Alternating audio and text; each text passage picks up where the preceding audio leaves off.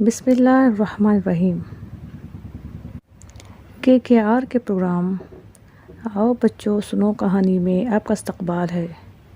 میں ہوں آپ کی میزبان ڈاکٹر نایاب ہاشمی۔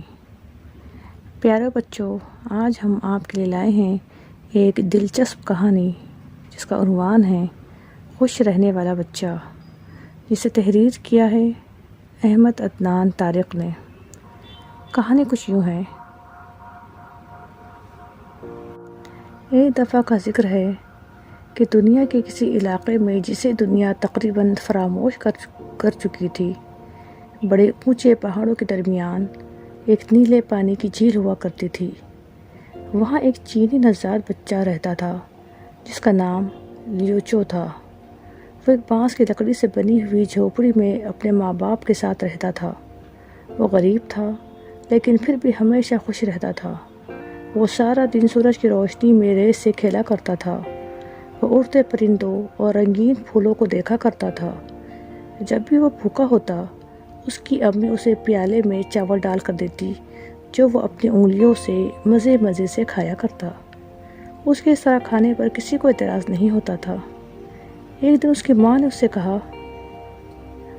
ہمارے پاس تقریباً چاول ختم ہو گئے ہیں، جھیل پر جاؤ اور وہاں سے رات کے کھانے کے لیے مچھلی پکڑ کر لاؤ۔ لیوچو بہت اچھا لڑکا تھا۔ وہ فوراً جھوپڑی کے پچھواڑے میں گیا جہاں مچھلیاں پکڑنے والا جال پڑا ہوا تھا۔ اسے لے کر وہ دوڑتا ہوا جھیل کی طرف روانہ ہو گیا۔ جھیل بہت دور تھی اور اس دن گرمی بھی بہت پڑ رہی تھی۔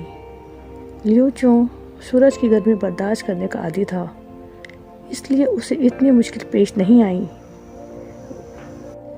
وہ سیٹی بجاتے ہوئے دوڑتا رہا اور جلد ہی جھیل کے کنارے پہنچ گیا۔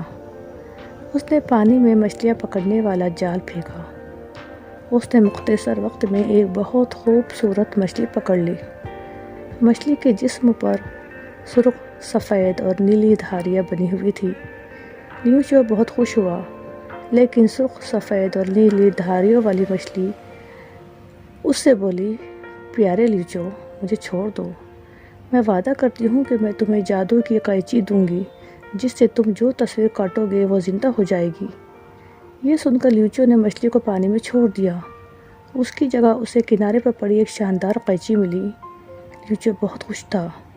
وہاں ایک پرانا سا سنہری رنگ کا کاغذ پڑا تھا جس سے لیوچو نے ایک خوبصورت اور شاندار قلعے کی تصویر کاٹی۔ جیسے ہی تصویر کاٹی گئی، وہ فوراً بڑی ہونے لگی اور پھر لیوچو حیرت سے اپنی آنکھیں بھی نہیں جھپک پایا تھا کہ جھیل کے کنارے ایک شاندار قلعہ اس کے سامنے اس کے خوابوں کی تعبیر بنا کھڑا تھا۔ پھر لیوچو کے ذہن میں قلعے کے ارد گرد ایک بہت زبردست باغ کے بنانے کا خیال آیا۔ اس نے کاغذ پر درختوں کی تصویریں بنانی شروع کر دی۔ پھولوں کی تصویریں بنائیں جو خوبصورتی میں ایک دوسرے سے بڑھ کر تھی۔ وہ درخت اور پھول اصل میں اس کے سامنے تھے۔ اس نے پرندوں کی تصویریں کاٹی، وہ زندہ ہو گئے اور مترنم آوازوں میں چہچہانے لگے۔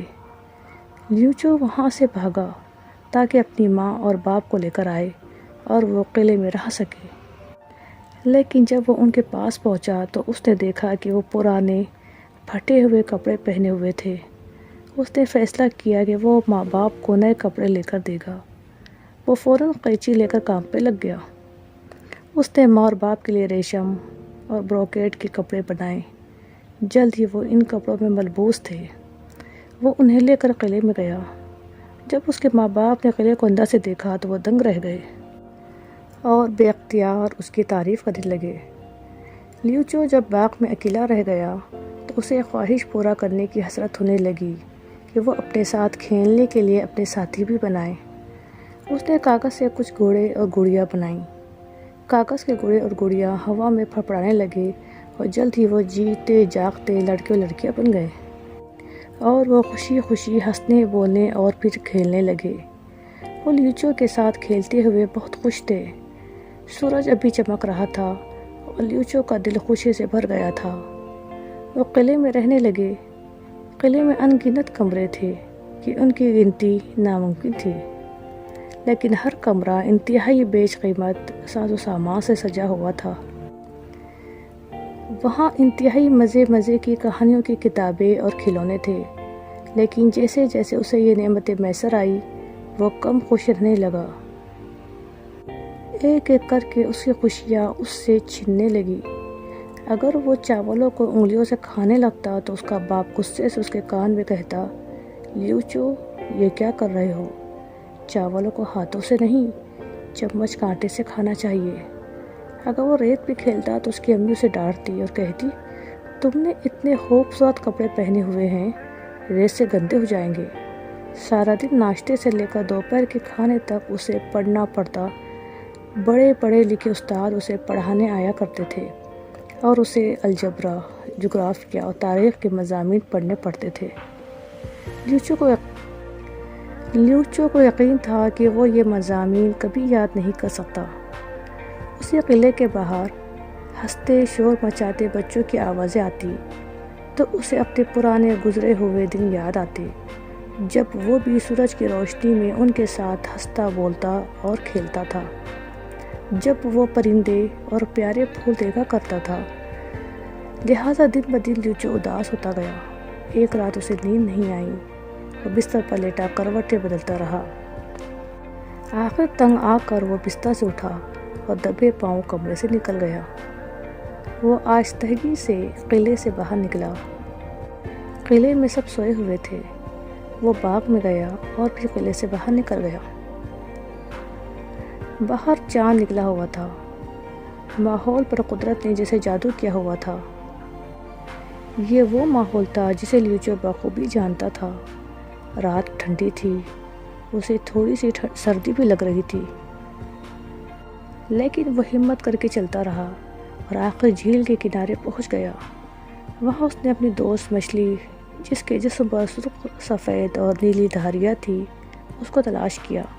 وہ چلایا، مچھلی مچھلی، سرخ سفید اور نیلی دھاریوں والی مچھلی، میں ہوں لیچو، میں بہت اداس ہوں، میں خوش نہیں ہوں، کیا تم میری مدد نہیں کرو گی؟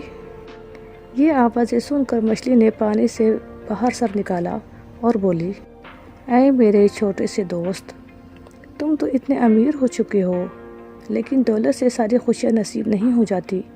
اپنی قینچی لو، جب سورج نکلے تو 3 دفعہ سیٹی بجانا اور اسے جھیل میں پھینک دینا، تب تم امیر نہیں رہو گے، لیکن ہمیشہ پہلے کی طرح خوش رہا کرو گے۔ یہ کہہ کر مچھلی غائب ہو گئی اور لیوچو وہی بیٹھ کر سورج نکلنے کا انتظار کرنے لگا۔